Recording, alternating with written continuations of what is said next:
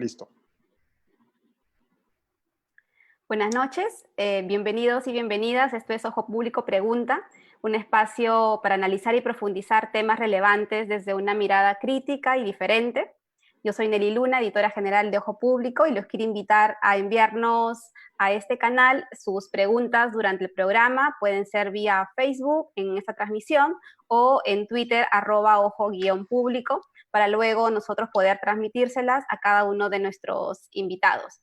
También pueden usar el hashtag Ojo Público Pregunta en redes sociales. Estaremos con un equipo recogiendo las preguntas para hacerlas a tanto a Gina, a Diego, Oscar y Norca. En este espacio que hoy inauguramos, este programa con un tema fundamental, periodismo en tiempos de despidos y pandemia, y cómo la industria de medios enfrenta desde hace ya años una crisis asociada a un modelo de negocio que depende de la publicidad, pero que la pandemia del COVID-19 parece haberla acelerado, ¿no? Algo que parecía cada vez más inevitable.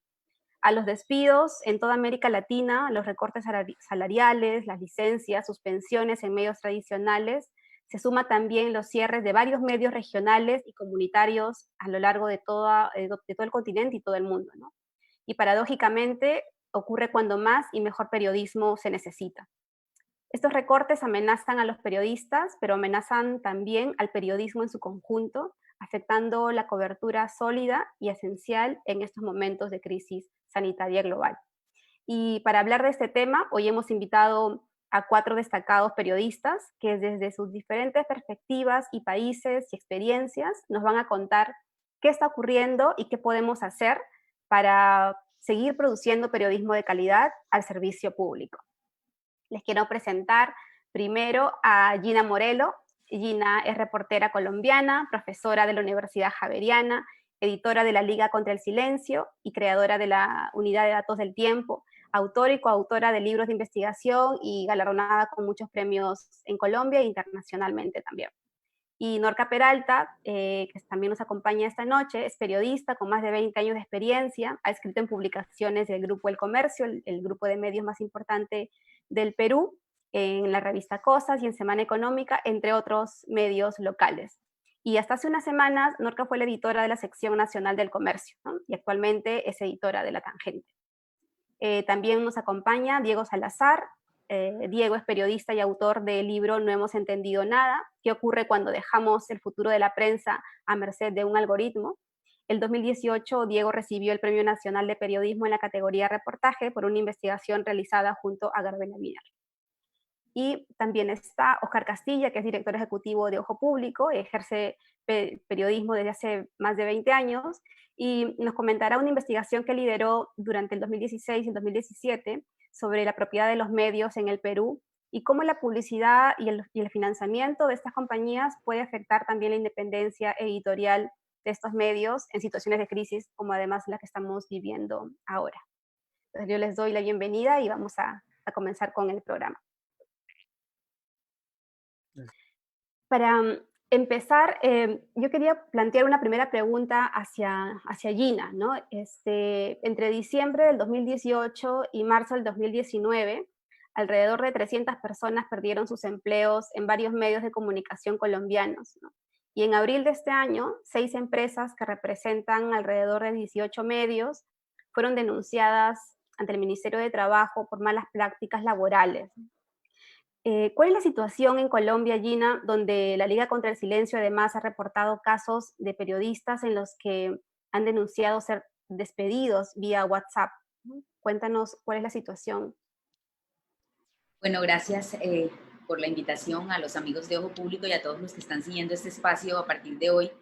Muy amables por conectarnos con colegas a los cuales admiro profundamente. Bueno, Colombia está atravesando una situación bastante compleja con estos datos que tú acabas de describir. Solamente, por mencionar uno más, este fin de semana, 23 periodistas fueron despedidos del diario El Heraldo en el Caribe colombiano. El periódico El Heraldo es el más importante de toda la región, son 8 departamentos.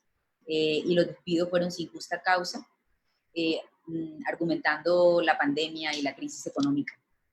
Yo creo, sin duda alguna, que la situación colombiana estaba de alguna forma tardando en agravarse o por lo menos tardando en que se informase sobre la gravedad de los asuntos. Porque de hecho el informe de la Fundación para la Libertad de Prensa, el último del 2019, da cuenta de por lo menos 1.000 personas perdieron sus puestos de trabajo en los medios de información en los últimos 4 años.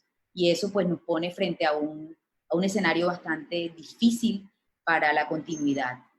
Yo creo que hay 3 cosas interesantes que revisar.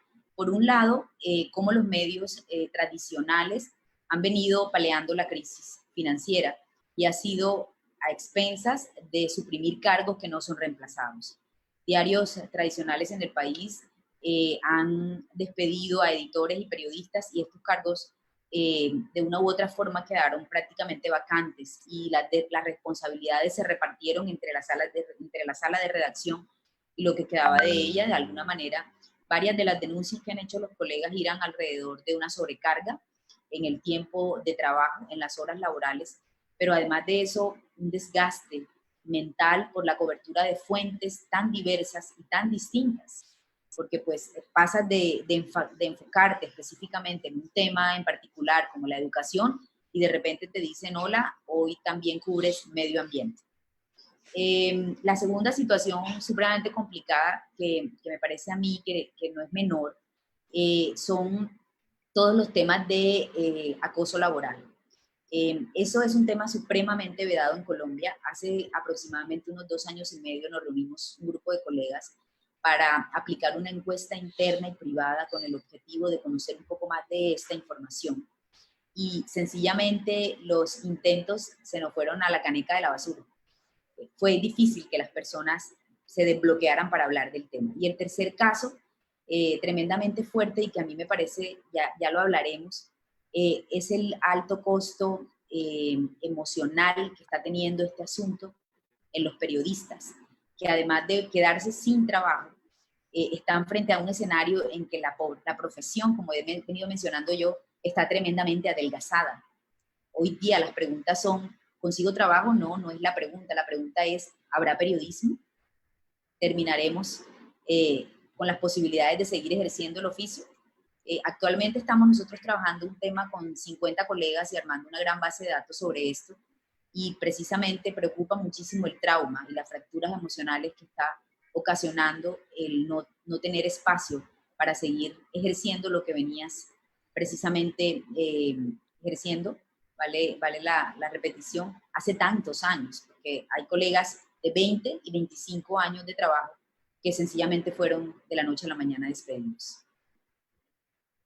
Gracias, Gina. Sí, y en realidad es algo que nos preocupa porque cómo se toman también esas decisiones, que al final también podemos ir reflexionándolas luego, ¿no? Cómo dentro de una industria donde el alma del periodismo y de la empresa terminan siendo los equipos periodísticos, se tienen que elegir, ¿no? Por dónde reducir lo que se denominan como que costos.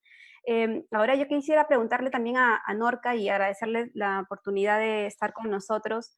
Hasta hace unas semanas Norca lideraste el equipo de Nacional en el Comercio, ¿no? Que es el diario más importante y es una de las secciones además más grandes del diario, que durante estos 3 meses ha estado cubriendo la pandemia y la crisis, ¿no?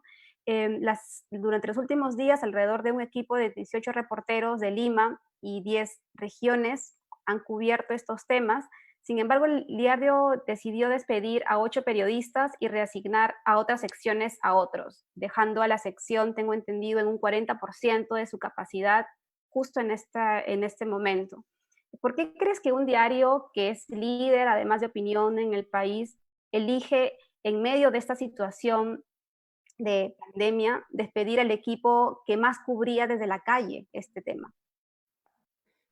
Hola Nelly, buenas noches a ti, a Oscar, y felicitarlos por inaugurar este espacio de conversación y de reflexión en torno a las crisis de los medios y bueno, a la pandemia que nos toca a la sociedad en su conjunto, ¿no? Es importante reunirnos entre colegas, compartir otras experiencias como con Gina desde Colombia y a Diego Salazar con la experiencia en los medios de México y Estados Unidos.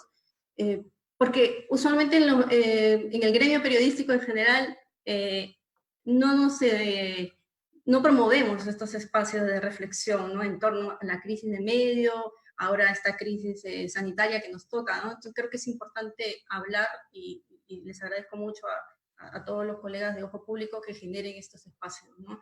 Es una primera reflexión en público que hago sobre, bueno, esta situación que tú acabas de comentar, y creo que es importante hacerlo, ¿no? Porque vamos a seguir en esta crisis. Espero que no se agudice la crisis de los medios, pero la pandemia en sí va a continuar, ¿no? En todas partes del mundo, y dentro de las diversas industrias, creo que los medios de comunicación en general están siendo bastante golpeados, como tú acabas de indicar.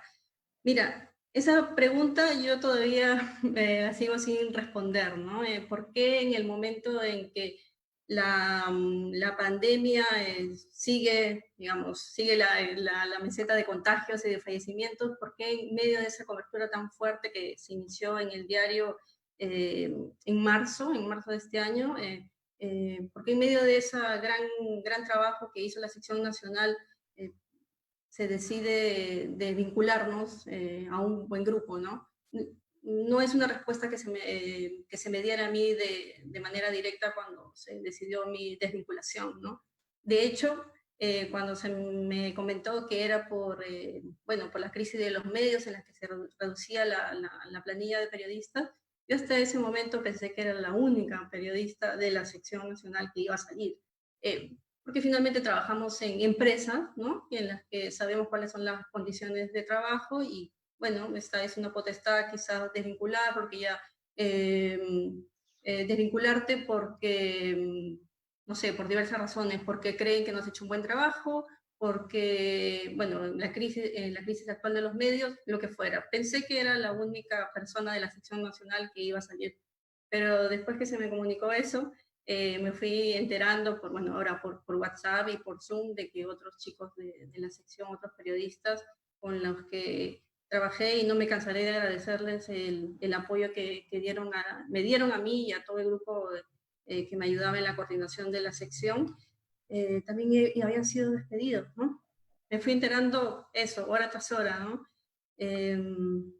Y no se me dio una respuesta cuando me comentaron mi desvinculación, ¿no? No por lo menos una respuesta que me satisfaciera, porque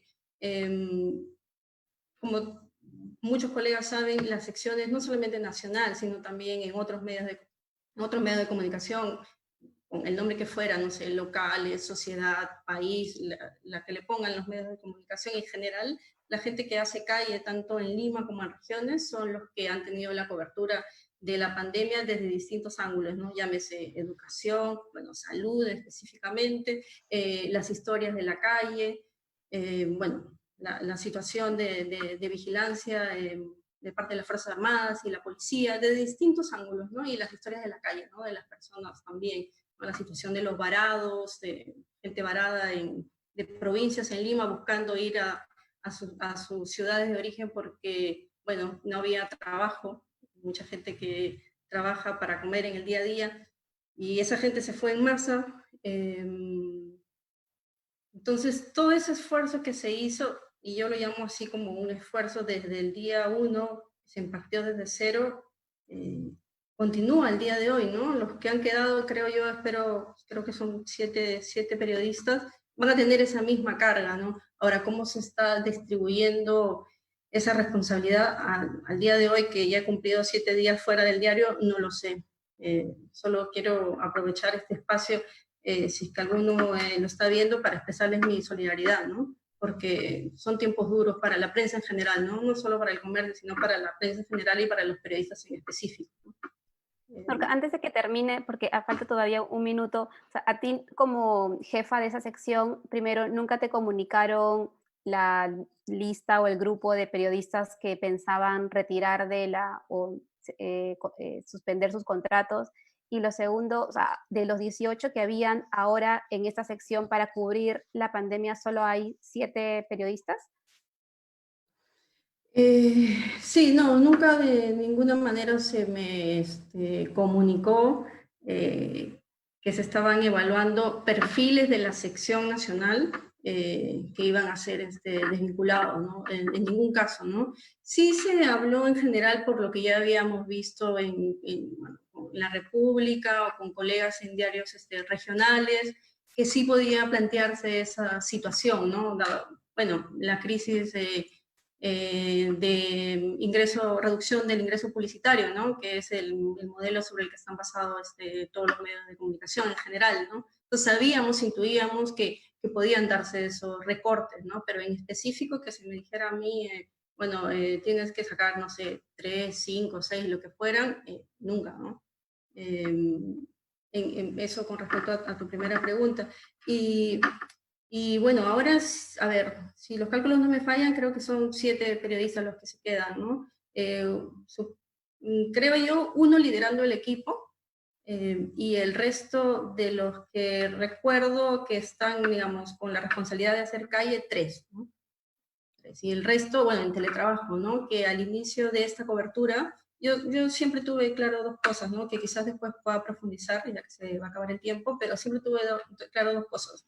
Esta es una situación de riesgo en la que todos nos enfrentamos y tenemos miedo particularmente, ¿no? Al salir a la calle. Entonces nadie iba a ser forzado a hacer un trabajo que no quisiera hacer por sus condiciones, no sé, vivo con adultos mayores, tengo enfermedades preexistentes, lo que fuera, todo era de manera voluntaria, ¿no? Y eso por un lado, ¿no? Y lo segundo, tener todas las seguridades para hacer tu trabajo lo mejor posible. Gracias, Norca. Sí, vamos a volver también a ese tema. Y para también continuar en esa misma idea, Diego, lo que comenta Norca y he comentado también Gina, se refleja en México, incluso un cálculo del New York Times publicado hace un mes hablaba de que 36,000 empleados en la industria de medios de este país se iban a ver afectados por la reducción de costos, ¿no? Tanto a nivel de despidos o reducción de honorarios. ¿Cuánto crees tú que viene siguiendo además el tema del impacto que los algoritmos y las redes sociales tienen en los medios? ¿Cuánto más crees que se pueda golpear a los medios durante durante la crisis de esta pandemia y complicar aún más la situación laboral de decenas de reporteros o de cientos o miles de reporteros? Gracias, Nelly. Buenas tardes. Qué gusto estar aquí con todos. Gracias por escucharnos a aquellos que nos están siguiendo desde sus casas. Creo que primero hay que dejar en claro dos aspectos. Por un lado, lo que conocemos como crisis de los medios es una crisis que venimos arrastrando desde hace más de 10 años, dependiendo del mercado. Hay quien la sitúa alrededor del año 2008, coincidiendo con la gran crisis financiera de ese año, pero hay quien podría tirarla incluso unos años más atrás, ¿no? Entonces, la crisis de los medios, que como bien decía Norca y antes Gina, es en realidad la crisis del modelo de negocio de los medios, es una crisis que viene agravándose desde hace ya más de una década. Y lo que la crisis de la pandemia ha conseguido es, por un lado, exponer o agudizar la fragilidad de la industria de medios y, por el otro lado, ha supuesto un catalizador para que aquellos medios que estaban en proceso de reconvertirse o que tenían la idea de reconvertirse, aceleren esos cambios que lastimosamente muchos medios vienen posponiendo hace mucho tiempo, ¿no? Como señalé en mi libro y he señalado en muchas ocasiones en distintos foros, los medios han sido muy renuentes. Las personas responsables de los medios, ya sea las mesas directivas, las gerencias y en algunos casos incluso los directores, ya sea periodísticos o de negocio, han sido muy renuentes a enfrentar de cara y a darse cuenta de la gravedad de la situación. Y lo que esta crisis en la que nos encontramos actualmente ha conseguido es que no haya más remedio que ver a los ojos a esa situación, ¿no? Como señalabas hace un momento, distintos medios en distintos países vienen despidiendo y reduciendo sus plantillas e intentando reconvertirse ya desde hace varios años. Lastimosamente, a diferencia de lo que ocurre en Colombia o en Estados Unidos, los medios son muy poco transparentes respecto a sus propios negocios, ¿no? Entonces, no contamos con cifras fidedignas.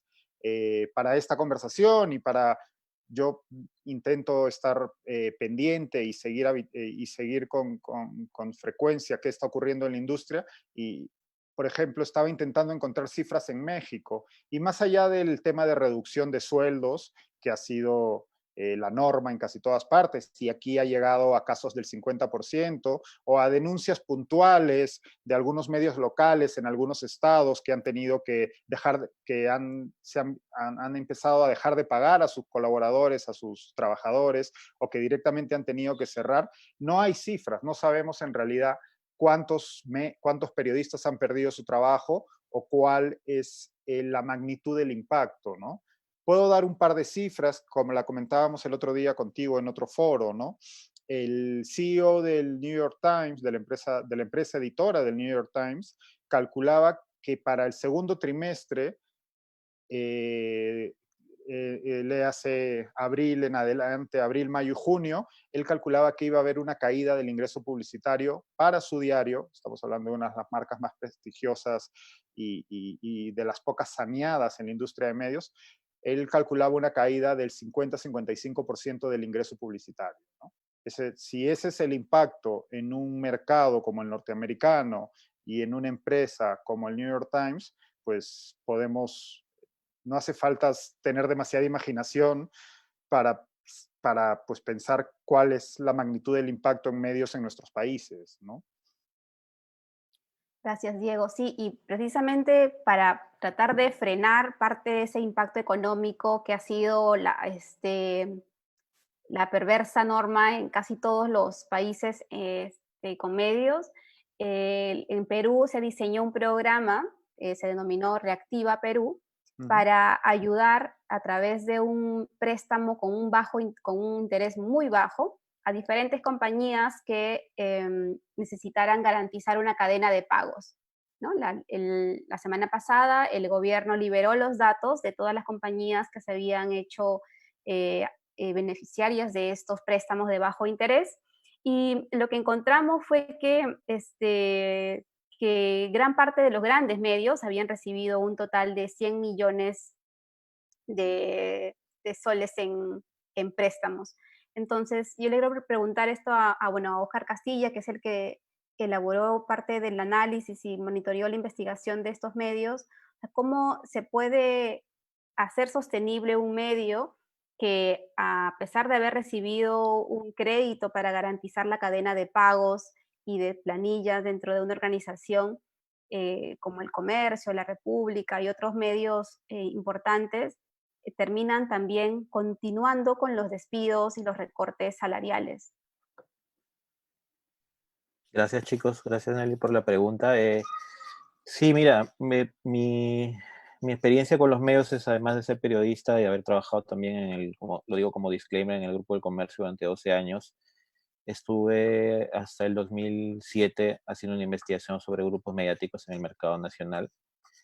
Luego pasó esto de la pandemia y nos encontramos con este programa, algunos lo llaman de salvataje económico, que busca un poco subvencionar con créditos a todas las empresas, industria mediática, que también tuvo que, frente a la crisis que se está viviendo, pedir préstamos al sistema financiero. Nosotros publicamos este reportaje en base a la data que se abrió el fin de semana pasado, y obviamente pues, se me vinieron muchas reflexiones y muchas preguntas a la cabeza sobre por qué, digamos, grupos económicamente sólidos, entre comillas, por lo menos en azules en sus estados financieros de los últimos años, como la empresa editora El Comercio, o como Enfoque, que es el dueño de Latina, pudieron o necesitaron de pedir préstamos que no son para ellos montos tan altos, ¿no? Nos habla quizá de una falta de liquidez, de no haber podido tener la espalda financiera lo suficientemente ancha para aguantar los 3 primeros meses, y aún recortando sueldos de sus empleados, aún desvinculando, despidiendo gente, tienen y necesitan de esta liquidez. Quizá esta situación de alguna forma nos trae a colación reflexionar sobre la situación actual de la industria. Como bien dice Diego, esta esta historia que vivimos actualmente con los medios de comunicación, uno lo podría situar en el 2008, cuando hay este punto de quiebre con la crisis económica. Yo en el caso del comercio la podría situar también aproximadamente en el 2013, digamos que el coletazo de hace 12 años tuvo una marea lenta que llegó al Perú en esos años. Nosotros cuando acabamos la investigación de Dueños de la Noticia, que los invito a leer más o menos en diciembre del 2016, ya veíamos una preocupante, no solo dependencia de la publicidad, sino también una ligera caída y una alarmante situación de cuando uno analiza los estados financieros desagregados del grupo, ¿no? Por ejemplo, actualmente revisando los ingresos por ventas netas que tiene el grupo, vemos que la caída publicitaria ya el 2018 es una de las más fuertes y no he encontrado una cifra más anterior que la del 2008. Es decir, en este momento, para el 2019 el grupo ya estaba sufriendo una caída muy fuerte. Algunos colegas ya la habían detectado, algunos se habían publicado también esta situación. Y para diciembre, cuando ya esta enfermedad se nos venía encima, pues uno podría decir que fue casi el puntillazo final para decirles, oye, esta situación de dependencia de la publicidad es demasiado fuerte. La prueba son estos meses en los que casi las 16 páginas que tiene el diario, si quizás no me corrige Norca, solo son noticias. No hay publicidad, personas. Yo soy suscriptor del comercio por mi familia, y se dan cuenta de la situación en la que ven que el periódico simplemente ha decrecido en su cantidad de páginas. Y la realidad es, creo que hay que hacer un profundo análisis de cómo la mirada de uno de los principales grupos mediáticos del país también nos trae a colación la situación de otros medios a nivel regional. Entonces, volviendo al tema de este punto de quiebre del 2013, cuando el comercio toma control casi del mercado de impresos, a mí me parece que ese es el punto de quiebre para el diario, ¿no? Si uno hace una evolución importante de su crecimiento en la industria, hay dos momentos claves. Cuando compra América, después de la caída del gobierno de Fujimori, en los 2000, 2001, 2002, y luego, o sea, es decir, se traslada a otro mercado, cosa que hubiera sido pensable quizá en otro mercado con controles regulatorios más fuertes, y luego el 2013 cuando toma control y compra Pensa, la empresa de la competencia, y sus diarios El Correo y sus medios deportivos y demás. Creo que en este momento el comercio está viviendo una situación de empacho económico. Creo que si miraran atrás no hubieran hecho esa jugada comercial del 2013. Ahora, si uno ve sus estados financieros, vemos que se han fusionado, han comenzado a fusionarse muchas de las empresas que ellos tenían. Imagino yo, pues, por un tema económico, por un tema de que están pensando que la ley esta regulatoria de fusiones iba a entrar en vigencia y están acelerando ese proceso. No sé cuál sea su decisión, pero creo que fue un punto de quiebre para ellos, que además lo sitúa como grupo económico en una situación bastante complicada, ¿no? Pero yo eso lo alinearía además a otras tres situaciones complicadas, que es una marca que se ha deteriorado mucho con el tiempo, eh, que se deterioró en apuestas políticas como la del 2011, cuando se enfrentaron candidatos políticos, la historia está famosa acá en Perú, del enfrentamiento entre Keiko Fujimori y Ollanta Humala, y el empuje que tuvo el diario hacia la candidata de Fuerza Popular, que creo que marcó también una cosa decisiva en la percepción del medio, como un medio que estaba dispuesto a sacrificar toda su línea editorial en apoyo a una candidata que, bueno, a todas luces resultó equivocada, ¿no? Hoy está en prisión hasta hace unos días. No, tampoco veo un recambio familiar adecuado. La mayoría de los accionistas que controlan el comercio son parte de la familia Miro Quesada y García Mirao, y pocos personas de ese accionariado ahora están bajo el control del medio. No conozco dos colegas muy buenos, pero creo que son excepciones en un entorno en el que la mayoría de accionistas devenidos de la familia se ha dedicado más a alejarse del rubro periodístico y en algunos casos a incursionar en negocios de mayor calibre, no sé, los retails, las aerolíneas quizá. Es decir, que no hubo un buen recambio familiar, la empresa, según mi impresión, no se terminó de convertir en una corporación y se sigue manejando bajo unos cánones familiares confundidos con una parte ejecutiva. Es decir, no hay una línea clara de conducción de lo que se tiene que hacer. Y finalmente creo que este error del 2013, el haber comprado Pensa, que luego generó esta demanda por afectación de la libertad de información, que hasta ahorita, 7 años después, sigue en el Poder Judicial. Creo que esa serie de errores garrafales en la conducción económica, editorial, del medio, en cómo saltó de un mercado a otro, quizá pues nos den las pautas de qué cosa no debe hacer un medio, de cuánto debe crecer un medio para no olvidarse de lo que es la esencia, ¿no? Si bien los accionistas de una empresa como la del comercio tienen una necesidad de lucro, el periodista, por otra parte, no solo se debe a la empresa, sino se debe también a la sociedad, al lector, a la persona que está detrás de su computadora como usuario o leyendo el periódico. Entonces creo que este tipo de situaciones han llegado al límite con la pandemia, pues ha acelerado de manera dramática la caída de la publicidad y ha generado esto, ¿no? Es lamentable que se haya afectado al núcleo, digo, al corazón de un impreso, ¿no? Como es la sección, pues, emblemática. Yo creo que todos los que hemos pasado por periódicos sabemos que las secciones que cubren los locales y los temas nacionales son el ente neurálgico, la fuerza, el motor de una sección. Descabezar así a una sección implica, sobre todo cuando yo como lector por lo menos he visto la cobertura, sé que es un poco complicado y desalentador.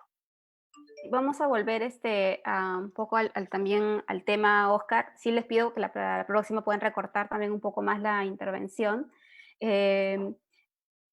Oscar mencionó el tema de la concentración de medios también, que es un efecto recurrente en otros países. Vamos a ver en la siguiente ronda cómo encaramos los reporteros también este tema. Pero antes les quiero dar pase a las preguntas que están haciendo los que están viendo esta charla. Hay una pregunta de Renzo Chávez y Gina, creo que tú podrías ayudarnos a responderla. Dice, el cambio inusitado de secciones entre los reporteros es realmente un golpe emocional. Sin embargo, en las facultades de periodismo enseñan que el periodista debe abordar todos los temas.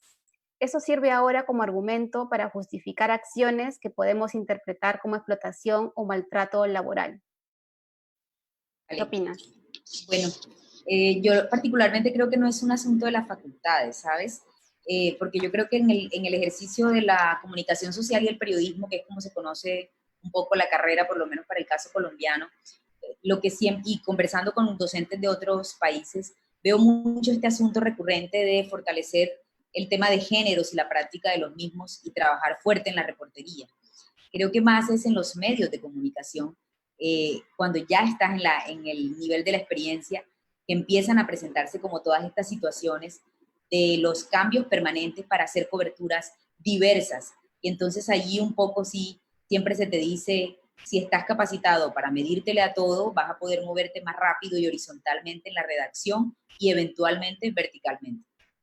Yo en un blog que escribí para Ética, la red Ética de la Fundación Gabo, decía que lo peor que podíamos hacer es graduar de editores a excelentes periodistas y reporteros, porque precisamente perdíamos muchísimo esa fuerza de estar en el campo tremendamente y de generar una suerte de recursividad y especialidad en algunas áreas en particular para ser aprovechadas tremendamente.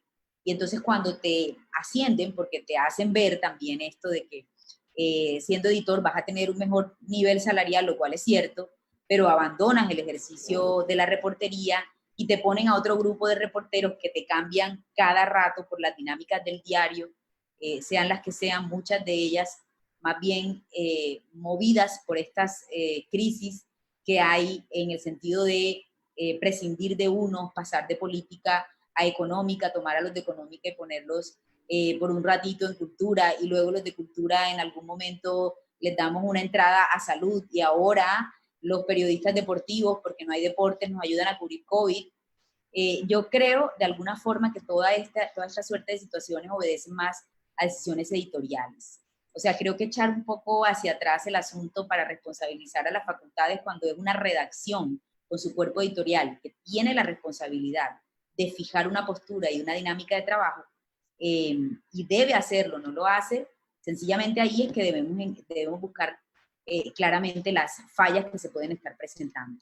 Y yo creo que eso, de alguna forma, se ve tremendamente y de un impacto muy fuerte en los contenidos. De hecho, incluso hoy día, yo un poco me pregunto qué tanto sentirán los lectores o las audiencias ese déficit de reportería en todo el ejercicio que estamos haciendo, no solo producto de la pandemia y de estar en casa, muchos, y no poder salir, sino que los pocos que pueden están en un ejercicio descriptivo rudo de contar la tragedia, pero el ejercicio profundo de entrevistas y análisis se puede hacer muy medido, ¿cierto? Entonces empiezas tú a ver esa falta quizás de profundidad, peso y rigor en algunos de los medios de los que estamos quizás hoy hablando acá. Entonces yo diría que por ahí va un poco el asunto, y llamaría la atención sobre algo supremamente importante, y es que las batallas editoriales que los buenos editores también estaban dando en los diarios comenzaron a perderse hace rato también. Y eso es doloroso, porque de alguna manera esas discusiones enriquecidas que habían en los consejos editoriales, producto de la crisis, de los bloqueos que pueden existir, de las dificultades económicas que bajaron hasta todos los niveles de la redacción y que todo el mundo las maneja y las consume, nos han tremendamente afectado para precisamente construir una agenda que se discuta y que se pelee. Pocos son los espacios hoy día que lo logran y que lo hacen maravillosamente. Conozco muchos diarios que todavía tienen esa posibilidad, como hay otros que definitivamente en los cuales ganó la discusión la junta directiva del diario y no precisamente la sala de redacción, ni muchísimo menos la junta editorial. Sí, la gran pregunta es, ¿qué es lo que los medios estamos dispuestos a hacer con tal de recibir publicidad? Pareciera ser la pregunta karma que ha acompañado a varias organizaciones de medios durante los últimos meses, ¿no? Hemos visto además portadas de diarios con logos publicitarios durante la pandemia. Ha habido también muchas editoriales fomentando o solicitando que se reabra la economía, que se reabran los malls, los centros comerciales. Y la pregunta que a veces tenemos también como lectores es si es que estas son decisiones periodísticas o son decisiones comerciales, ¿no? Que es parte de esta discusión. Hay una siguiente pregunta que tiene también que ver como qué mecanismos tenemos los reporteros o tienen los periodistas para defenderse. María de Pilar Sáenz pregunta, Maripili Sáenz, ¿creen que la baja sindicalización o inexistencia de sindicatos de periodistas en los medios ha contribuido a la alta vulnerabilidad laboral en la región? ¿Quién se anima a responder esa pregunta? Yo podría agregar algo súper chiquitito nomás, o sea, que creo que fue Norca que lo sugirió cuando habló de que nosotros los periodistas somos muy buenos para contar las tragedias de todo el mundo, pero muy malos para hablar de las nuestras. Nos cuesta tremendamente ponerle nombre y el baño de realidad a lo que nos está ocurriendo. Y creo que eso conecta perfecto con este asunto. Por lo menos en mi país no tenemos organizaciones de ese nivel que sean fuertes. Y precisamente la defensa por los derechos laborales de la prensa y de los periodistas es una cuestión que ni siquiera se lleva a discusión, no está instalada. A diferencia de lo que vemos en países como Argentina, ¿no? Que hay un sindicato fuerte, que hay unas reflexiones profundas, así no se ganan las batallas todas, pero hay como una fuerza en pie de lucha que no vemos en otros lugares. Y eso resulta ser muy triste porque al final de cuentas somos nosotros los que tendríamos que estar llamados a hablar con conocimiento de causa de lo que está ocurriendo y a generar un movimiento reflexivo en pro de un oficio que es necesario aún para la democracia. Respecto a lo que dice Gina, si me permiten, creo que también hay un cierto pudor y una mala idea de desprecio frente a lo que mucha gente llama con desdén el periodismo de periodistas, ¿no? Que se entiende como una suerte de chismografía alturada, y que si uno mira mercados donde hay una solidez de la industria de medios un poco mayor que las nuestras, es la norma, ¿no? Existe de forma habitual. Uno ve, principalmente en Estados Unidos y en el mundo anglosajón, existe una cobertura rigurosa de lo que ocurre en los medios y a veces de lo que ocurre en el propio medio, ¿no? Eso es algo que no existe en Latinoamérica.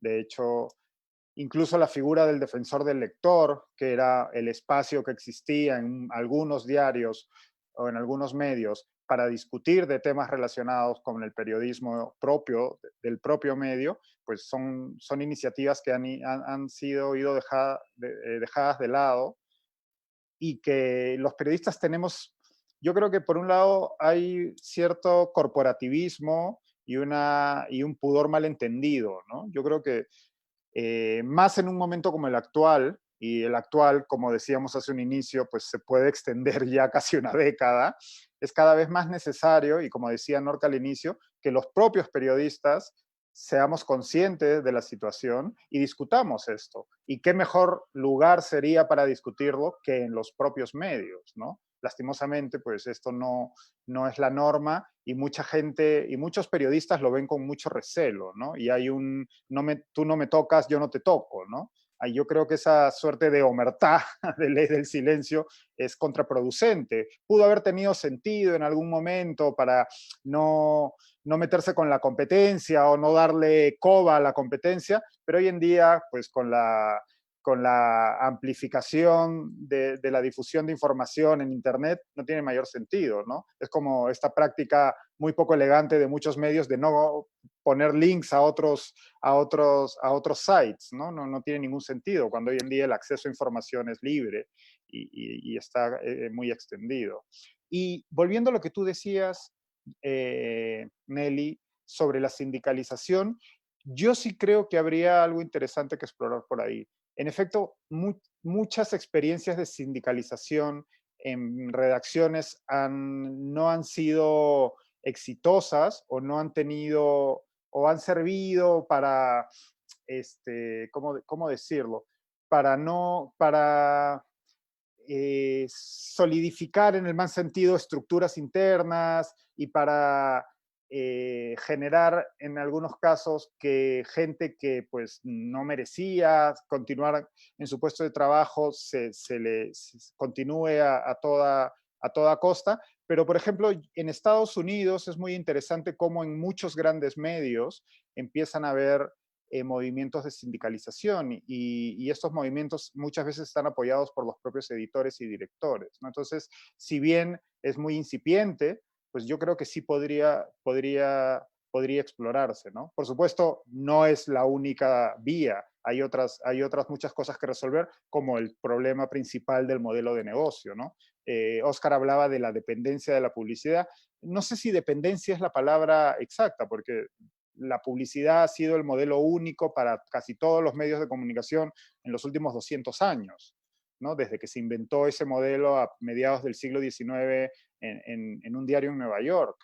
Entonces, creo que algunos medios están intentando hacer un viraje.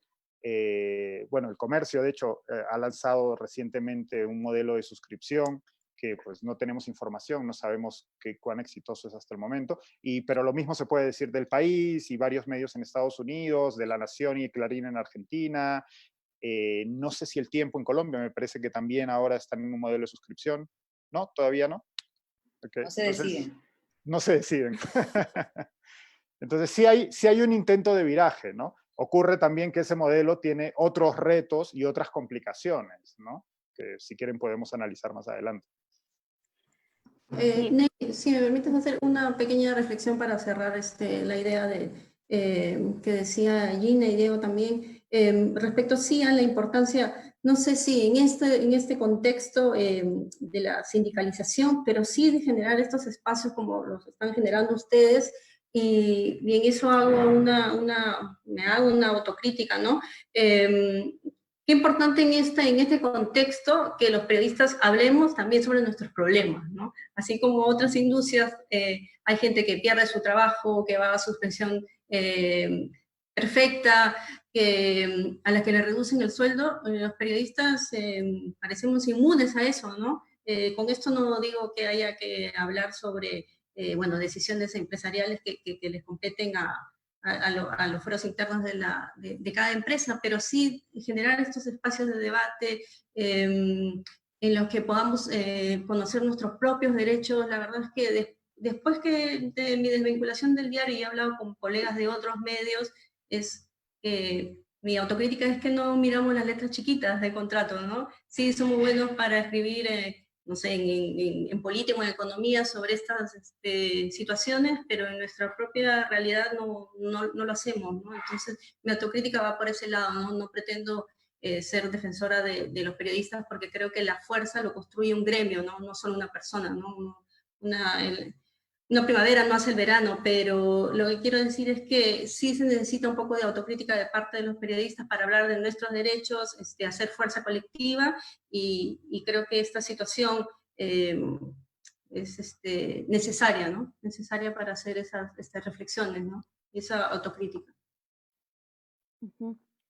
Sí, además creo que todos los que estamos participando, todos ustedes somos generacionales, y además la palabra sindicato ha sido vista como un cuco, ¿no? Durante muchísimos años en América Latina, asociada solo a los grupos de izquierda o a los grupos más ideologizados. Y claro, en ese espacio se han perdido la posibilidad de agremiar a un oficio, a una profesión que durante los últimos años ha estado bastante y está bastante maltratada.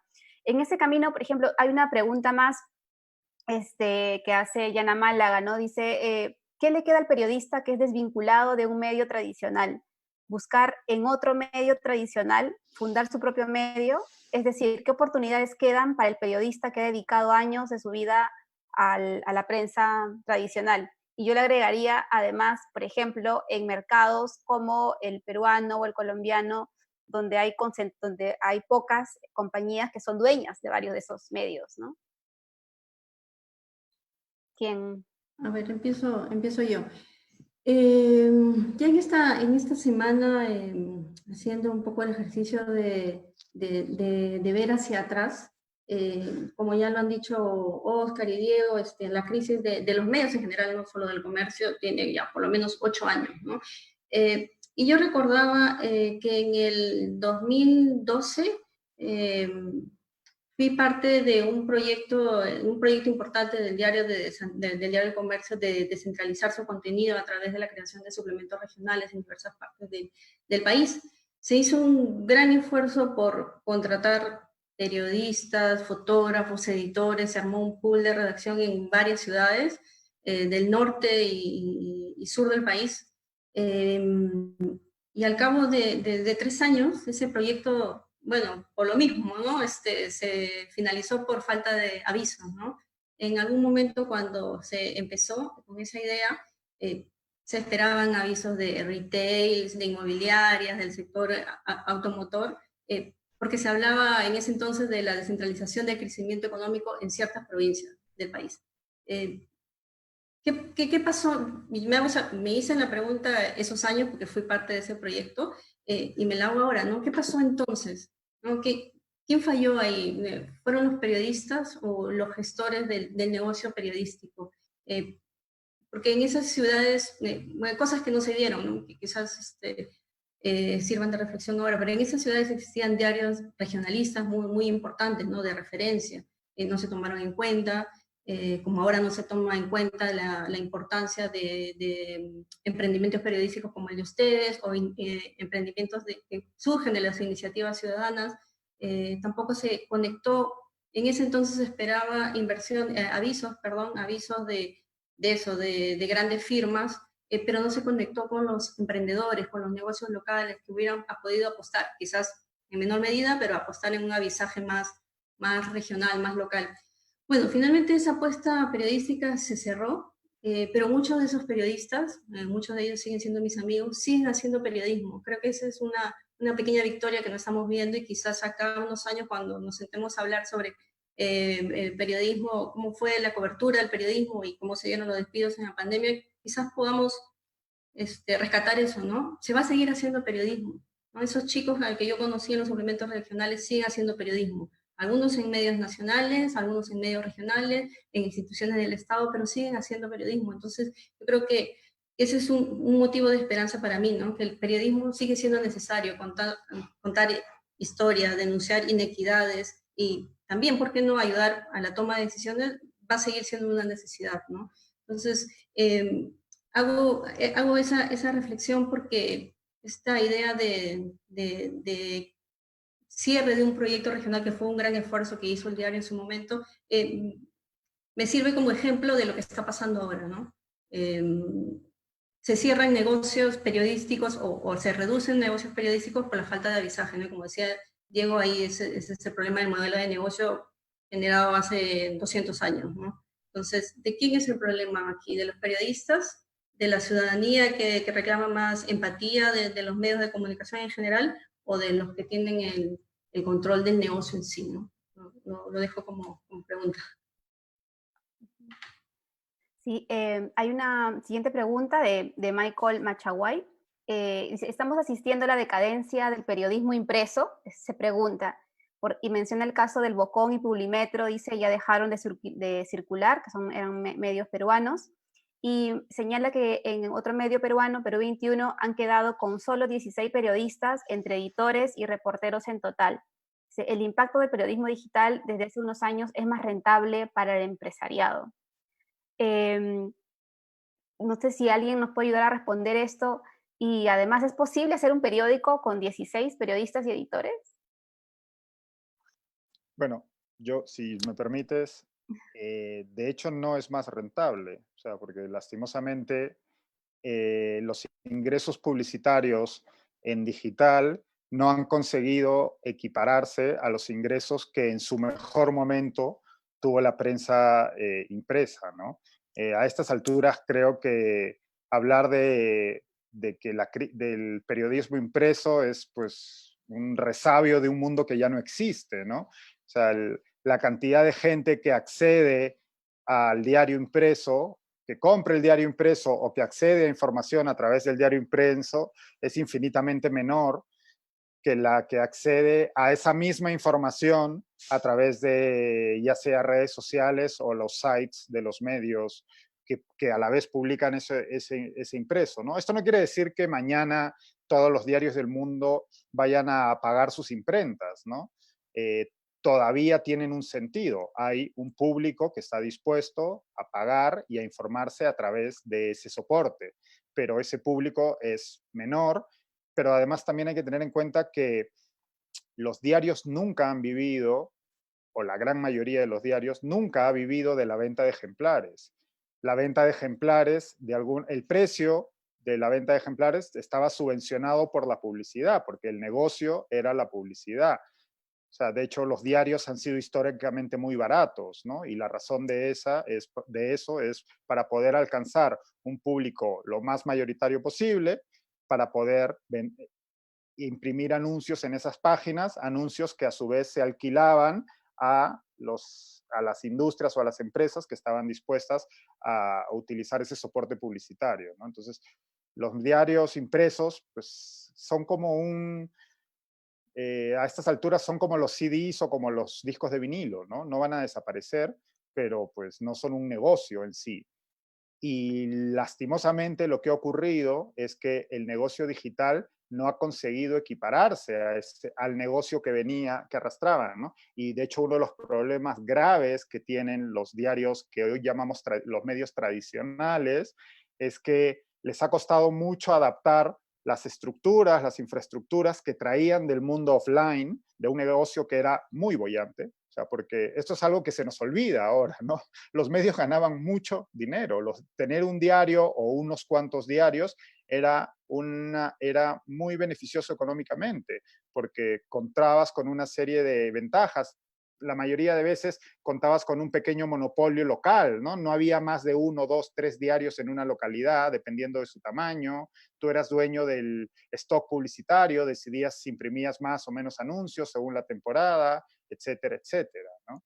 Entonces, los medios han sufrido mucho en adaptar la estructura que traían del mundo offline, que empieza a decaer en los años 90, aunque ya arrastraba unos años, es otra cosa que a veces se nos olvida. O sea, en realidad los picos de venta de diarios impresos son de los años 70, dependiendo del mercado, 70s, 80s, ¿no? Ya para los años 90, la venta de diarios impresos había empezado a disminuir.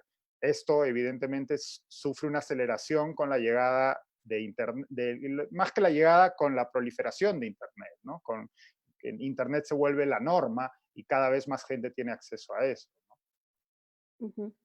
Sí, y otra de las cosas además que tú has mencionado es que ese margen de utilidades en los medios antes del ingreso de Internet y la publicidad baratísima que tiene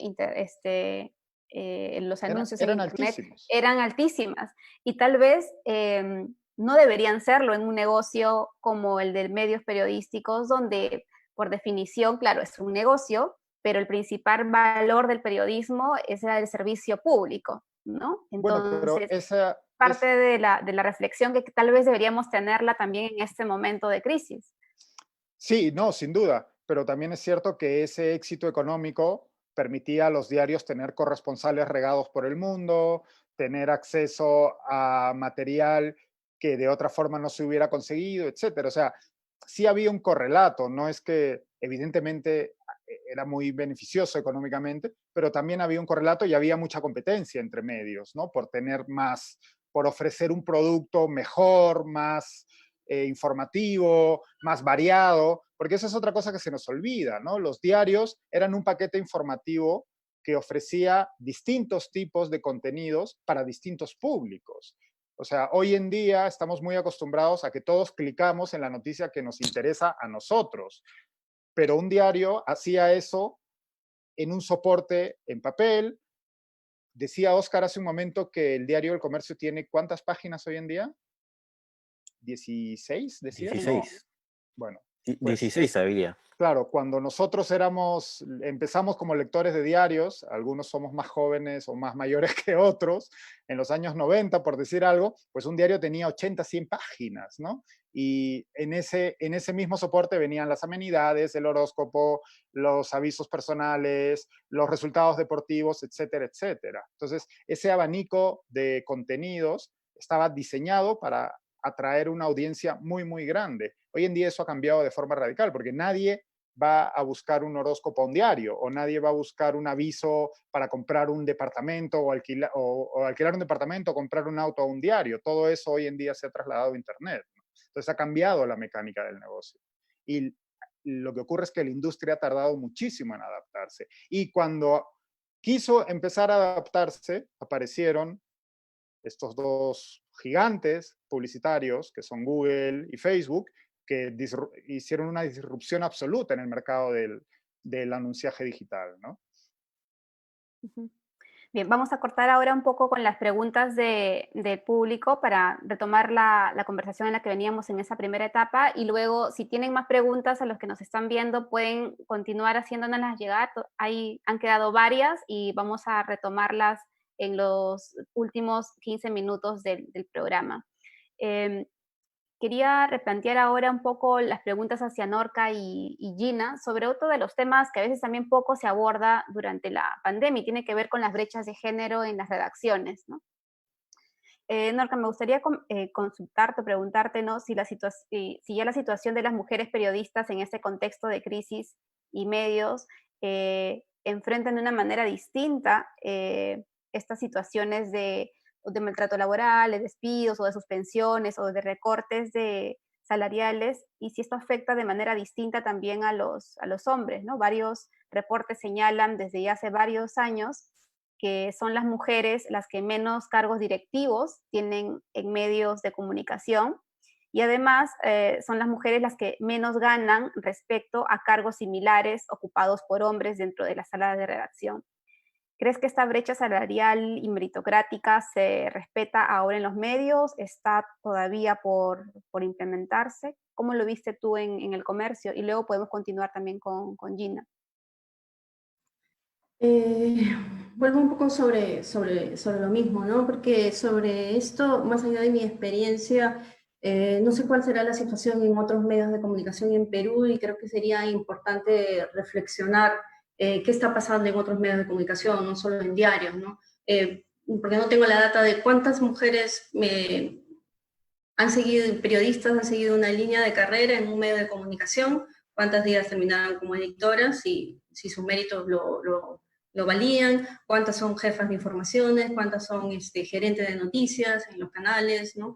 Esa data nos falta justamente porque no nos sentamos a conversar y a reflexionar los periodistas, ¿no? Porque hay muchas instituciones en el Estado en las que básicamente se sientan a conversar los empresarios, ¿no? Pero los periodistas creo que ese es un tema que tenemos pendiente.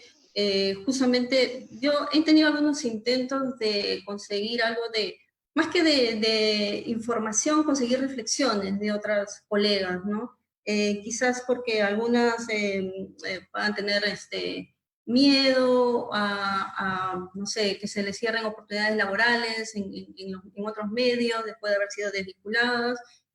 No he tenido todavía, bueno, ha pasado una semana desde mi salida, entonces no he tenido mucha apertura en ese sentido, ¿no? Yo espero lograrlo más adelante porque creo, o sea, lo vuelvo a decir, creo que es una reflexión necesaria para hacer. En el caso del comercio, siento que en el diario también puso una crisis importante. Yo salí del comercio en el 2014 porque con este proyecto que les comentaba de los suplementos regionales,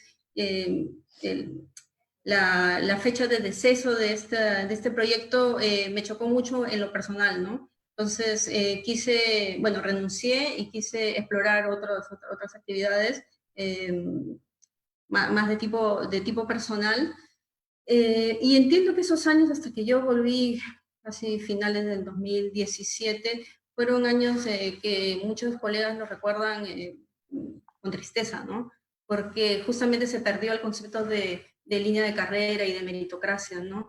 En periodistas, ¿no? Hubieron otras jefaturas, otras personas de otras profesiones ejerciendo cargos de edición o de jefaturas dentro del diario que a muchos periodistas sí les tocó. Yo no viví esos años, como les comento, pero lo que quedó y me fue muy visible en los redactores, sobre todo en los más jóvenes, fue esa falta de formación de un periodista que solamente en la mano de un editor formado en la calle, formado, no sé, en el Congreso, haciendo fuentes en Palacio o en la calle misma, solamente esa mano de editor se la puede transmitir a un redactor, ¿no? Yo en algunos casos, después hablando con redactores, en general, no solo de esta sección, sino en general, sentía esta necesidad de hacer un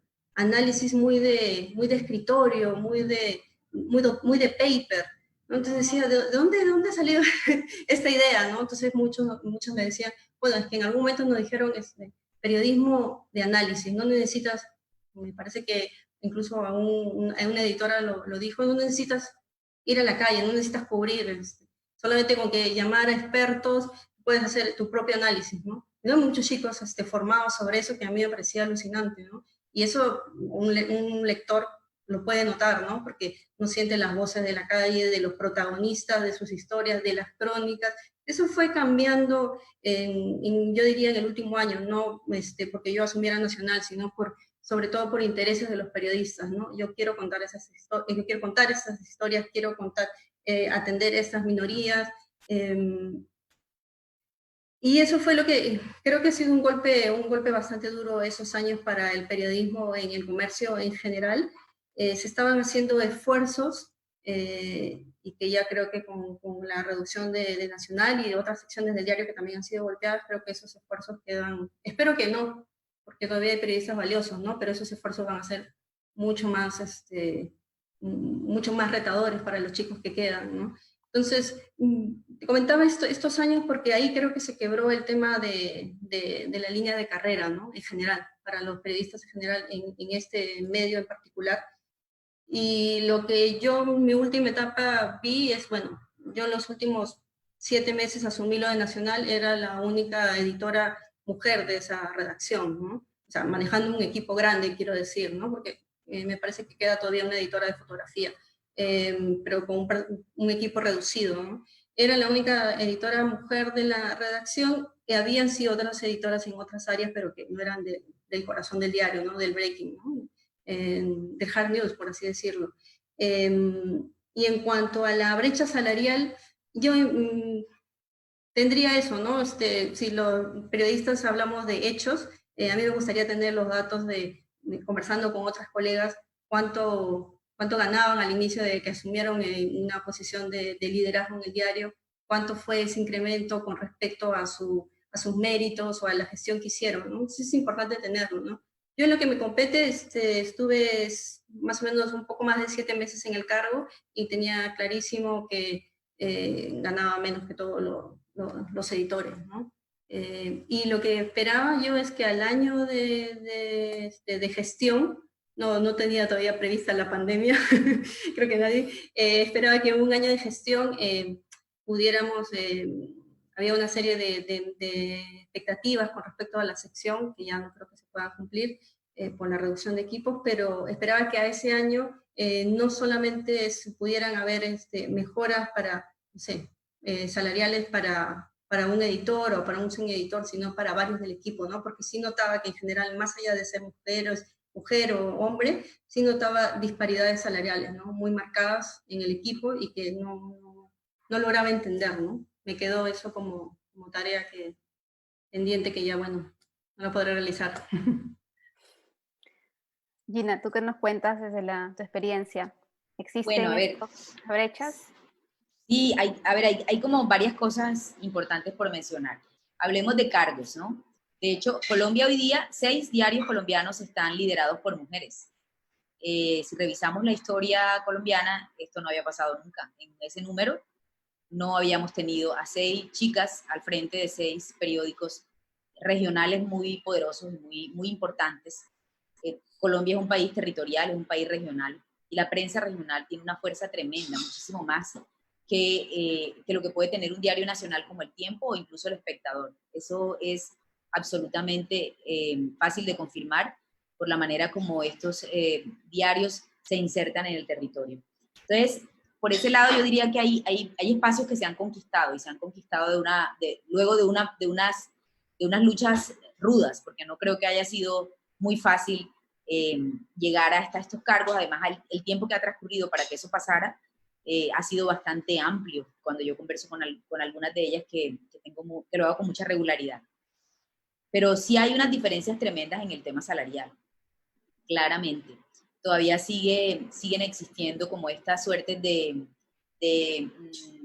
islas varoniles en los diarios, en los medios de televisión, que tienen unos salarios muy por encima de lo que ganan las mujeres. De hecho, en una de las secciones que se pudo ver esto, hace más o menos unos 15 años, cuando yo estuve reporteando cosas de ese estilo, eran todas las coberturas de los temas de conflicto y paz. Allí, en los temas de conflicto, paz, derechos humanos y conflictividades sociales, quienes hacen las coberturas por lo general son muchas más mujeres que hombres. Y sin embargo, haciendo parte de los mismos equipos, las diferencias salariales son sorprendentes, ¿no? Hay redactores que por lo menos pueden estar ganando, un chico 3 veces más cubriendo las mismas fuentes que una chica en un diario colombiano en zona de conflicto, por poner ejemplos con datos. Y lo otro que también me parece súper importante, que que creo que, a ver, una cosa los números nos pueden decir algo, pero también a mí la información cualitativa me dice muchísimo. Y es, puedes tener instaladas redacciones con editoras. Yo trabajé con un cuerpo de editoras interesante en el periódico El Tiempo, y también en otros diarios conocí cómo fueron subiendo el número de chicas que ascendíamos a los cargos editoriales, pero todavía está instalada una voz tremendamente masculina en lo que es una junta editorial. Y son voces que apagan a las voces femeninas todavía con cierta agresividad. Es un tema que es importante hablarlo, creo que muy pocas, pero por eso que decíamos ahorita que no nos gusta como hablar mucho de la cocina, ¿cierto?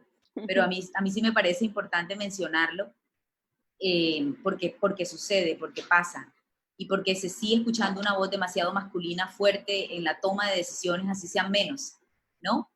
¿Qué pasa ahí? ¿Qué es lo que puede estar pasando allí? No sé, ya tendríamos que mirar qué tipo de situaciones pueden estar motivando eso, pero para el caso colombiano eso ocurre. Y cuando te impones, cuando manejas tu discurso muy bien argumentado y construido desde lo periodístico, pues empiezan a aparecer una suerte de clichés en todo este tema de las discusiones de género, de si te ganas o no el espacio, de si estás aquí, en fin, o sea, toda una suerte de situaciones que todavía es bueno mencionar. Yo creo que hemos ganado también un terreno chévere, porque uno no puede quedarse solo en lo negativo, con este tema de las ediciones de género, y de los trabajos que se vienen instalando poco a poco en algunos medios de comunicación y que han venido siendo emulados de una forma interesante, sobre todo en medios más pequeños en lo territorial.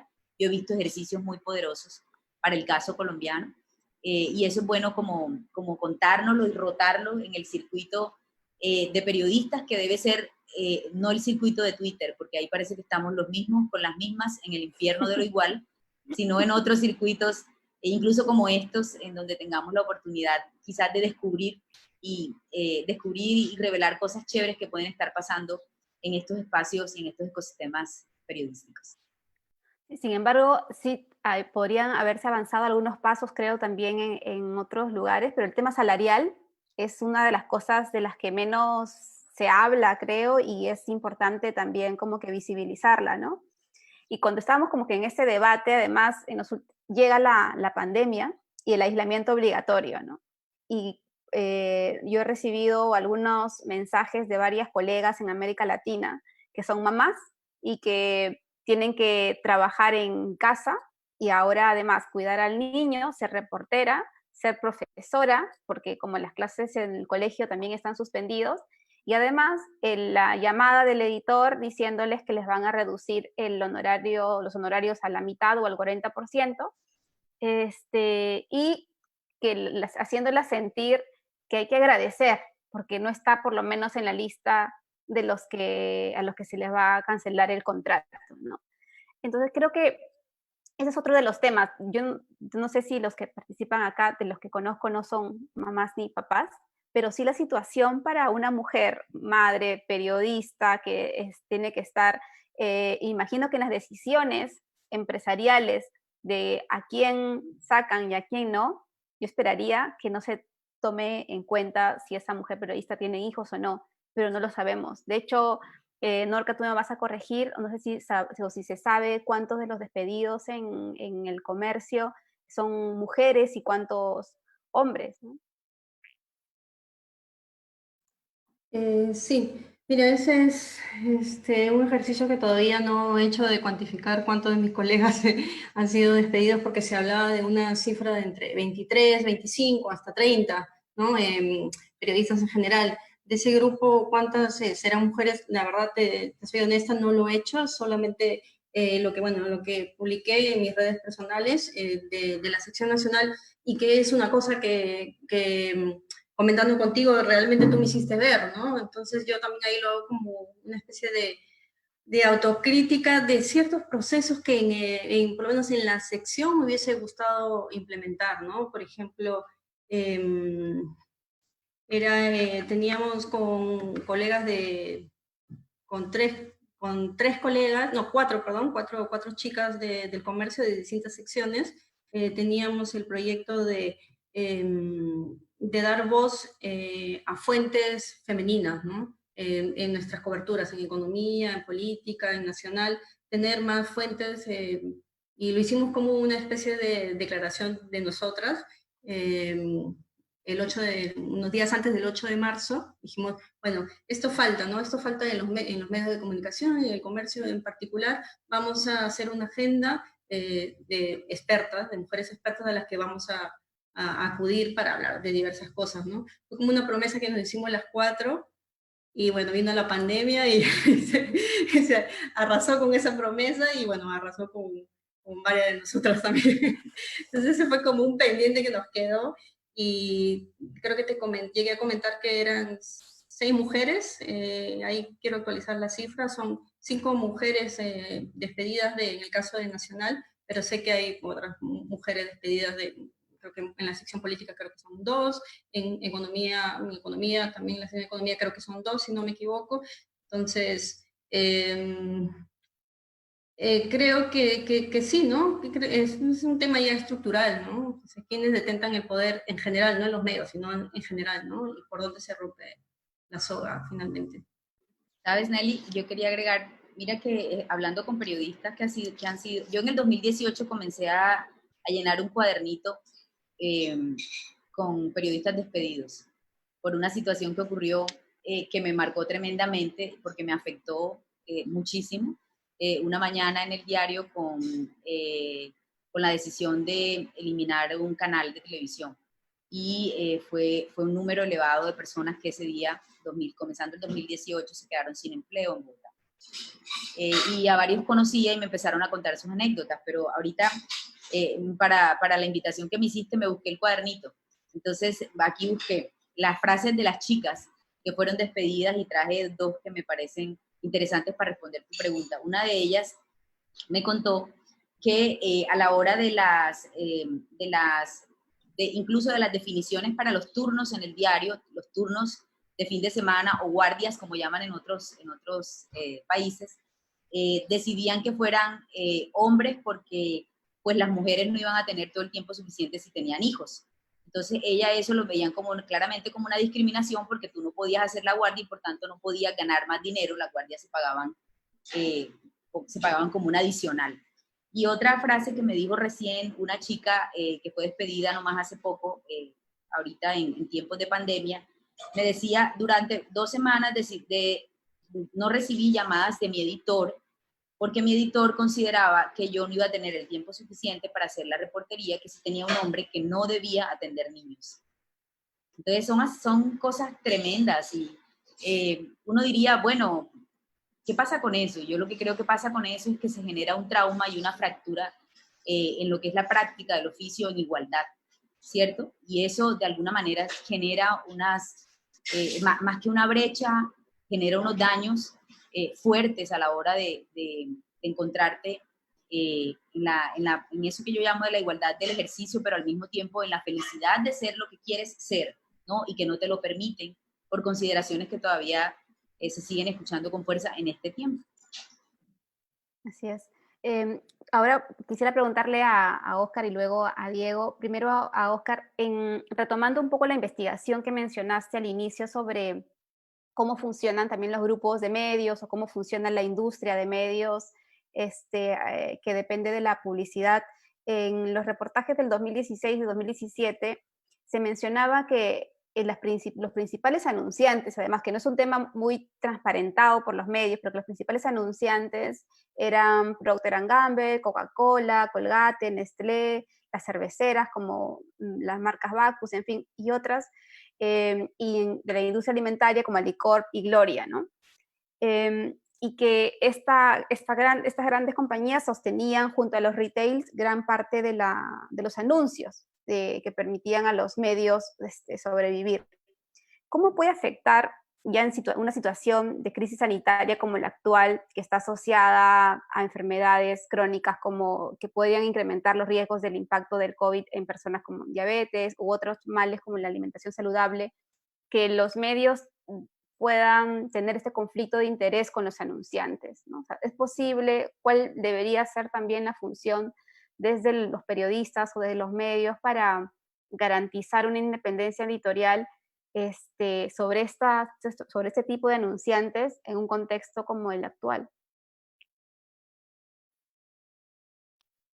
Sí, bueno, en tiempos de antes de pandemia, conseguir la información de anunciantes de medios de comunicación fue muy difícil. Inicialmente probamos con las mismas empresas, obviamente no quisieron dar la información, probamos también con la Asociación Nacional de Anunciantes, nos dieron alguna información, probamos también con los medios de comunicación, sobre todo con los dos principales del comercio y Infoca, y lamentablemente tampoco nos quisieron brindar la información por temas de confidencialidad. Luego pudimos acceder a algún tipo de información de publicidad en televisión. Creo que eso fue muy importante porque un poco nos marcó la pauta de quiénes eran los 10 o 20 principales anunciantes. No fue sorpresa también descubrir que los nombres se repetían a nivel de América Latina, ¿no? Las principales compañías de alimentos, como has mencionado, Alicorp, Procter, operadoras de telefonía, retails, y es muy interesante ver la gama de estas empresas. Recuerdo que recogimos un par de testimonios que plasmamos en la segunda parte de la investigación sobre los financistas publicitarios y un poco la injerencia que tenían también en la redacción, sobre todo del comercio, ¿no? De algunas prácticas denunciantes que podían llegar a alcanzar a la redacción a través de ciertos editores y esos editores pues vulnerar la línea editorial del periódico al decir qué cosa se debe publicar, qué cosa no se debe publicar, por qué ciertos anunciantes son casi intocables, ¿no? Si uno se pone a pensar en esa realidad antes de pandemia, en este momento pues es impensable, por lo menos desde mi opinión personal, de que haya algún tipo de cuestionamiento, de pensamiento crítico o de acción de cobertura respecto a anunciantes que hoy son escasos, como los bancos, por ejemplo, ¿no? Si uno ve las páginas del comercio en las últimas semanas, la mayoría de anunciantes importantes han sido bancos. Entonces, es poco probable que uno encuentre algún cuestionamiento sobre el tema del programa reactivo, más aún si el medio mismo ha recibido un préstamo, o critique si es que algún banco le ha entregado algún crédito a alguna empresa que no necesariamente la ha utilizado para mantener su cadena de pago, sino para liquidar a sus empleados o a empresas que podrían ser cuestionadas por tener algún tipo de actividad sospechosa, ¿no? Hablamos de temas de prevención del lavado de activos también. Entonces, si antes esa práctica de crítica, de que el anunciante siempre buscaba un medio menos crítico, pues ahora es totalmente una realidad concreta, ¿no? Es poco probable, repito, eh, no me consta al 100%, pero sí he escuchado algunos casos en donde pues no hay la posibilidad de que el medio o el periodista pueda plantear un tema desde el negocio, desde la cobertura de una sección metropolitana que pueda acabar perjudicando al mismo anunciante, porque es como morder la mano del que te da de comer de alguna forma, ¿no? Y ese pensamiento que usualmente yo he pasado un tiempo en el comercio y sí se vivía de tener una mirada más crítica sobre algunas empresas, en este momento es muy complicado por la misma situación del medio de comunicación.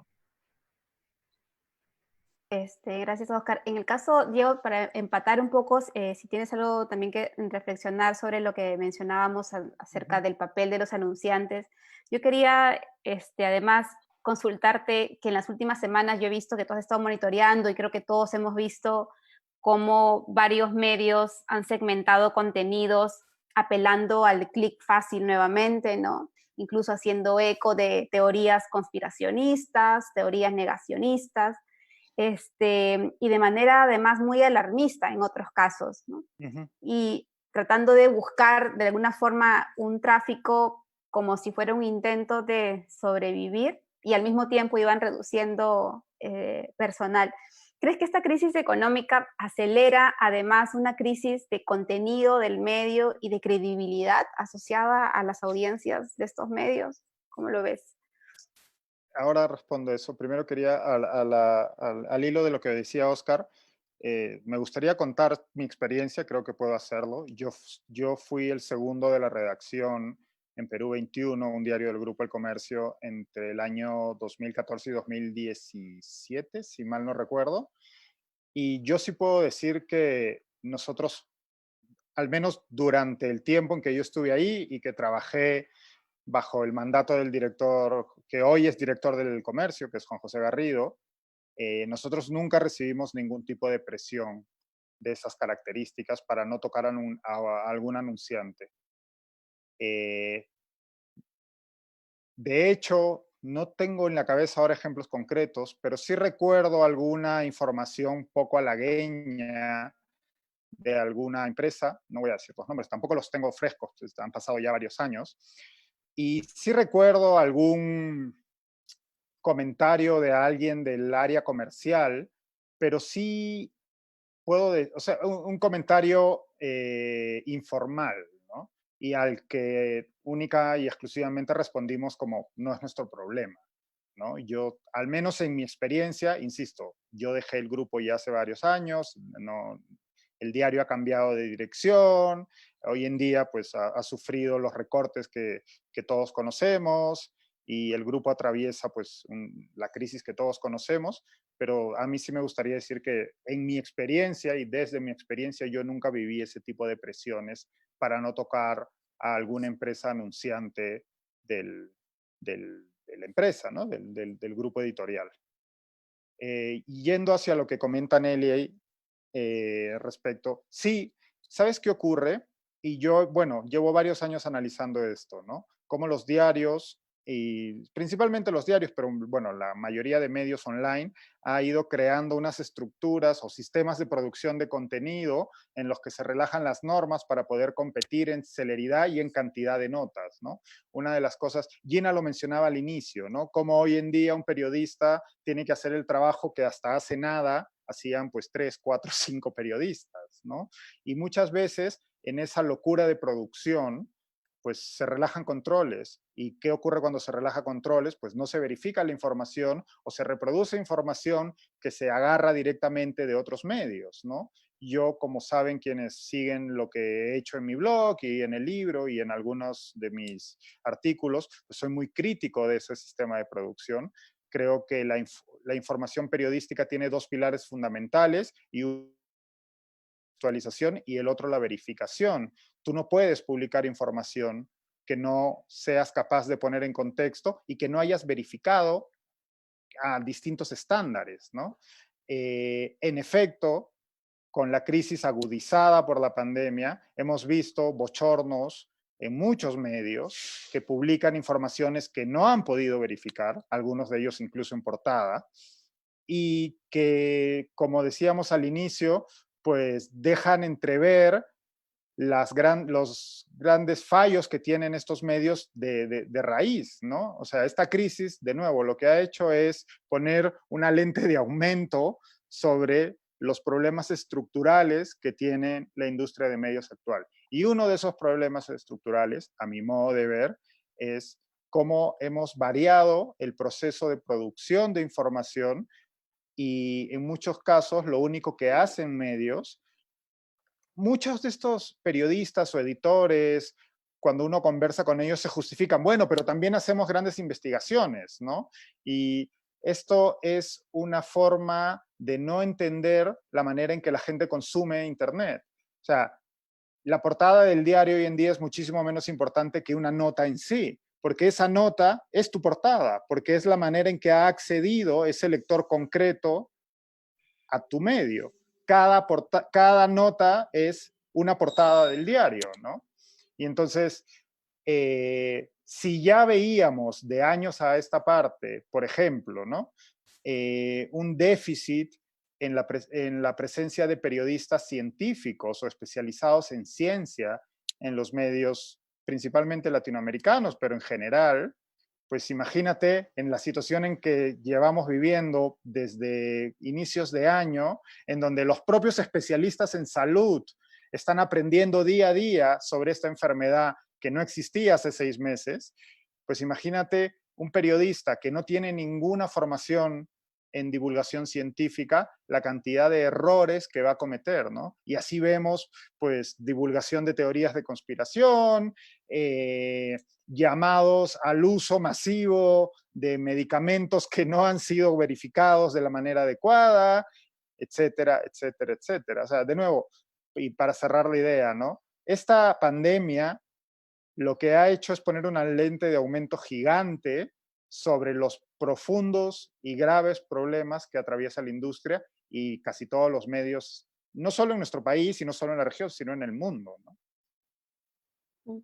Sí, en realidad lo que esperamos es que lo último y que lo que no se debería sacrificar es la rigurosidad y el servicio En público, absoluto. ¿no? Yo creo que son dos de los retos por los que además los que somos reporteros hay que seguir batallando, ¿no? Si me, si me permites añadir Vamos, algo a eso. vamos a hacer Sí, una ronda de las últimas preguntas, Diego, y ahí dale, dale. puedes juntar porque ya nos estamos pasando del tiempo, pero Sí, las hago. Y si pueden, durante máximo 1 minuto y medio, ahora sí voy a usar nuevamente el cronómetro. Había una pregunta de Sandra Sken que mencionaba, muchas veces se despide a gente más experimentada porque tiene un mejor sueldo y se quedan con los más jóvenes porque les pagan menos o son practicantes. ¿Ustedes creen que está pasando eso? Voy a leer la segunda pregunta y las acumulamos y responden todos juntos. La segunda pregunta viene de Vanessa Manrique. ¿Qué opción tienen los periodistas independientes, no solo en el ámbito de prensa escrita, sino también en el área de audiovisuales, ya que hoy en día es lamentable la competencia con los influencers y que muchos de ellos no tienen siquiera la formación profesional? ¿Cómo poder lidiar esta situación, más aún en esta época de crisis? Y Oscar Ramírez Champa pregunta, aparte de esta crisis que afrontan los medios, ¿será porque hay menos periodistas y más abogados u otras profesiones en las redacciones? Para el periodismo no se necesitaba una autorización del Colegio de Periodistas del Perú. Son muy pocos los líderes de opinión egresados de una carrera de periodismo. Junto esas tres preguntas y tienen 1 minuto y medio cada uno para responderlas. Y voy a estar ahora sí con el cronómetro, por favor. ¿Quién quiere comenzar? Empezamos, si quiere, Gina, Diego, Norca y terminamos con Oscar. Vale, bueno, entonces, a ver, echan gente que gana más y se queda la gente que gana menos. No, no lo creo, estoy completamente segura. Eso está pasando. Y realmente allí lo complicado y lo más difícil y doloroso es perder a grandes editores. O sea, de hecho se ha relajado mucho el ejercicio editorial precisamente por ello. Y de alguna manera se le confiere a Google la capacidad de editar todo cuando alguien le dice al periodista, pásalo por Google y lo subes al sitio web. Lo que preguntan sobre qué opción tienen frente a los influencers, no tengo ni idea. Es definitivamente una cosa supremamente complicada lo que ocurre con todo este escenario de youtubers e influencers de todo tipo. Yo creo que el rigor y el ejercicio colaborativo podría ayudar y de alguna manera estamos viendo cómo nos estamos juntando cada vez más para hacer cosas mucho más potentes e impactantes, más allá de las notas hechas con la cámara mostrándonos a nosotros mismos, ¿no? Y lo otro que preguntan sobre entiendo que es un poco este rollo de la tarjeta profesional y es un debate grandísimo en Colombia. Yo particularmente no creo que una tarjeta haga un periodista, un diploma tampoco, y 20 años de ejercicio malo en un medio de comunicación tampoco. Conozco a chicos incluso con menos experiencia y son mejores que muchos que llevan mucho tiempo en el ejercicio. Entonces yo creo que esto sencillamente es volviendo a los pilares, y ahí retomo un poco las palabras de Diego, que mencionaba ahorita de los pilares del periodismo, y me quedo con una básica que es la ética, algo de lo que no hemos hablado y que de repente parece borrarse porque no está en el debate diario que damos sobre cómo estamos ejerciendo el oficio. No me pasé. No, perfecto. Sí, Norca y luego Diego. Bueno, respecto a la primera pregunta, Bueno, ojalá, o sea, ojalá que nadie fuera desvinculado, pero estos son los medios de comunicación, son empresas, están pasando por una crisis como otras industrias, tienen que hacerse basados en su modelo de negocio. La crisis es mayor y tienen que hacerse reducciones de personal, eso lo tengo claro, ¿no? En mi caso en particular, bueno, yo como lo dije cuando en el proceso de desvinculación, tengo clarísimo de que lo mío no fue por sueldo, ¿no? Porque era la editora que menos ganaba, ¿no? En mi caso en particular, ¿no? De los otros chicos, creo que los sueldos por ahí eran casi iguales. En el caso de Nacional tendría que saber los sueldos de los otros colegas, pero no creo que vaya por aquí, por el tema de los sueldos, ¿no? En este caso en el comercio, ¿no? El segundo punto sobre qué nos queda a los periodistas con respecto a influencers y youtubers, yo rescato lo positivo que hacen estas personas en redes sociales, ¿no? Que es atender a una comunidad. Eso es lo que nos falta quizás a los periodistas y también es un ejercicio de autocrítica que tengo pendiente, ¿no? Cómo conectar con las audiencias, cómo atender los intereses de las pequeñas de comunidades, ¿no? Ya sean migrantes, mujeres, las personas que han perdido sus empleos, ¿no?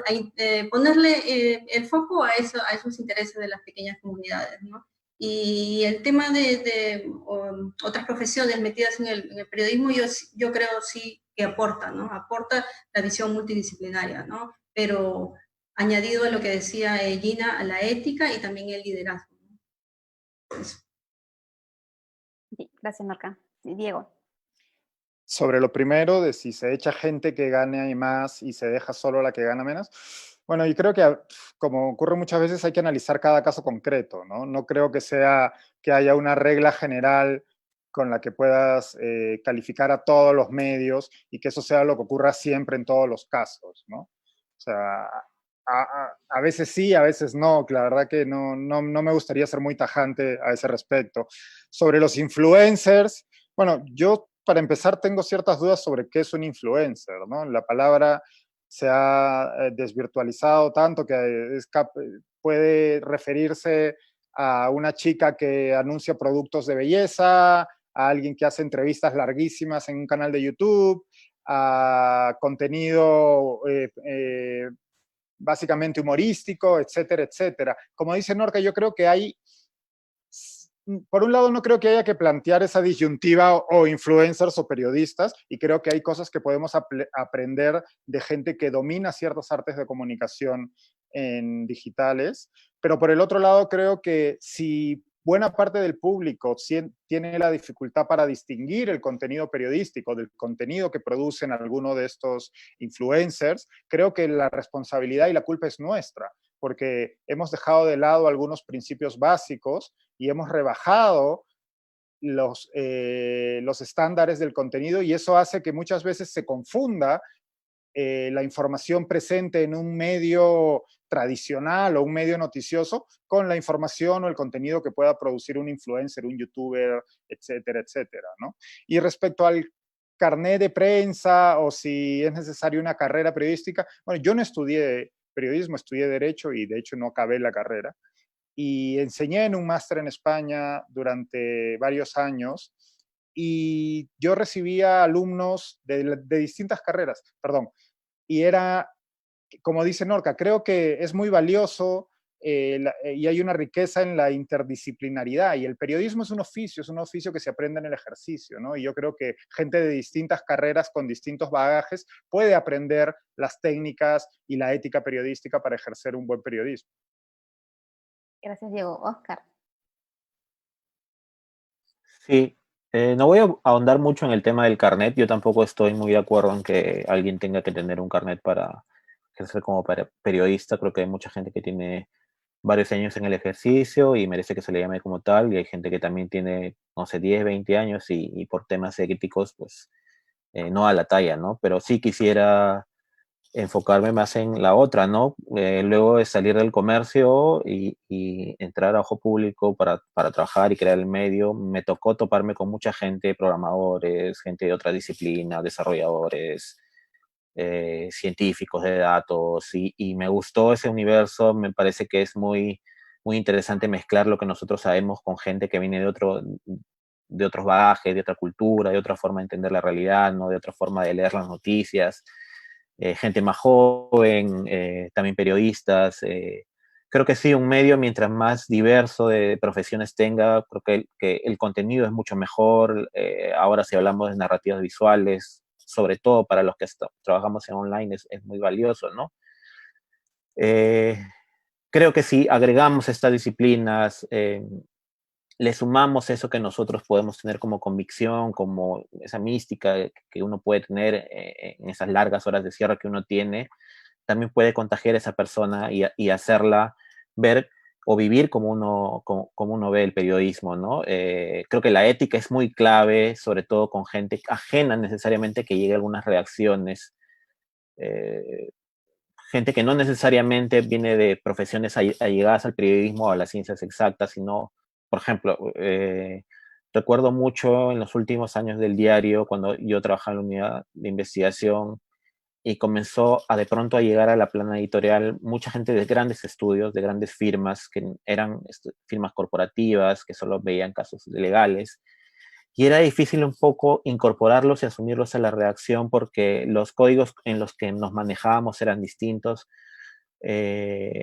Con un poco de pena también veo que a veces uno se contagia de esa especie de jerga, de ese espíritu más legalista, y eso se traslada finalmente a algunas notas, donde tú ves, por ejemplo, notas que tienen que ver con defensa del consumidor, o entrevistando al consumidor, o entrevistando a un gremio de consumidor, ves abogados simplemente opinando. Entonces, creo que hay que celebrar la gran variedad de las disciplinas en las redacciones, pero también decirle a ajenos necesariamente al espíritu periodístico de cómo se puede trabajar, de qué tan valioso es el servicio ciudadano, de cómo necesariamente la mirada de un entorno más corporativo no necesariamente dialoga con el ánimo periodístico. Creo que eso es muy importante, y se han dado varios casos de abogados, de economistas muy exitosos que han pasado al periodismo, y ahora son eso, ¿no? Son casos emblemáticos de colegas, pero también se dan del otro extremo, ¿no? Gracias.